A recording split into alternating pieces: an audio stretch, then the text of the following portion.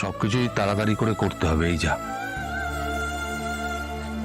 হ্যাঁ স্যার, একটা বিয়ে মানে তো বাবা অনেক বড় দায়িত্ব, অনেক কাজ, সবকিছু ঠিকমতো সামলে ওঠা। আপনি চিন্তা করবেন না, আমি আপনাদের সঙ্গে কাঁধে কাঁধ মিলিয়ে সবটা সামলে দেব। না,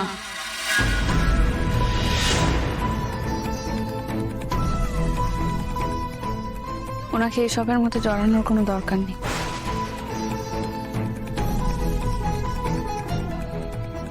একটা বিয়ে সামলানোর চেয়ে অনেক দায়িত্ব ওনার কাঁধে আছে, সেই সব ওনাকে সামলাতে হয়। হ্যাঁ স্যার, আপনাকে কিছু করতে হবে না স্যার। আপনি যে আমাদের পাশে আছেন বলছেন, এটাতে আমাদের মনের জোর অনেকটা বেড়ে গেছে স্যার। সত্যিনাথ বাবু, আমি যদি সময় দিতে না পারতাম তাহলে কথা দিতাম না। আসলে বলছিলাম স্যার, এই ধরনের বিয়েতে তো অনেক রকম কাজ থাকে, মানে আপনার এত কাজ, সেসব সামলে আমাদের এই বিয়েতে সময় দেওয়া বোধহয় আপনার পক্ষে সম্ভব হবে না স্যার। আপনার কোন কাজটা সামলাতে পারবো না বলে আপনার মনে হচ্ছে?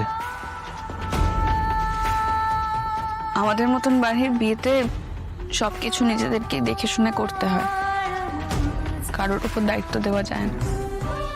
এখানে তো কেটারিং, ইভেন্ট ম্যানেজমেন্ট কিছু থাকে না, সেসব কথা আমরা ভাবতেও পারি না। টাটকা ফুল থেকে টাটকা বাজার সব নিজেদেরকে করতে হয়, আর সেটা করা খুব একটা ইজি নয়। কারোর অভ্যেস না থাকলে সেটা মুশকিল। আর আপনি সেসব করতেও পারবেন না, আপনাকে মানাবে না, শোভা পাবে না।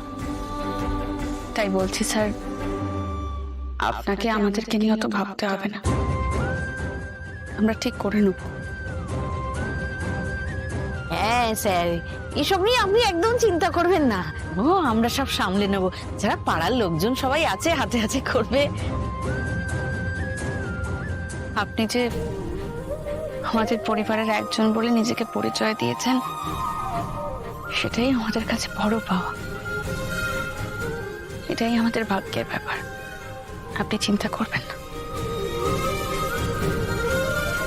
সত্যিনাথ বাবু, আমি কথা বলার জন্য শুধুমাত্র কথা বলি না, আমি নিজেকে আপনাদের পরিবারের একজন মনে করি, তাই আমি আছি আপনাদের সঙ্গে।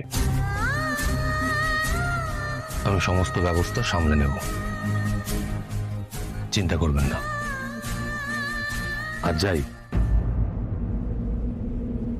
আসি।